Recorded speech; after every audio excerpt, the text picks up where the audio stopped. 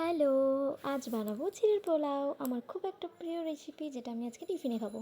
তো দেখতেই পাচ্ছ কী কী কেটে নিয়েছি।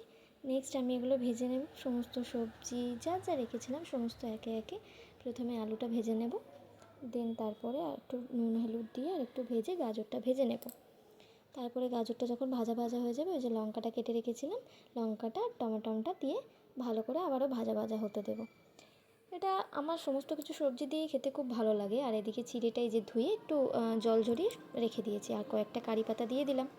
দেন সমস্ত ভাজা ভাজা হওয়ার পরে চিড়েটা কড়াইতে দিয়ে পরিমাণ মতো নুন আর পরিমাণ মতো মিষ্টি দিয়ে আবারও ভাজা ভাজা করে নিলেই আমাদের রেডি হয়ে যাবে চিড়ের পোলাও। এটা খুবই সোজা একটা রেসিপি, যেটা সবার ঘরে ঘরেই প্রায় হয়। বাট টিফিনে রোজকার একঘেয়ে খাবার না খেয়ে মাঝে মাঝে এভাবে বানিয়ে খাওয়া যেতে পারে, যেটা পেটটাও ভরা রাখে আর খুব হেলদিও হয়। আর আমার তো খুব খেতে প্রথম থেকেই ভালো লাগে। ছোটোবেলায় টিফিনে মা এটা দিত, আর এখন নিজেই বানিয়ে খাই। তো চলো, টাটা।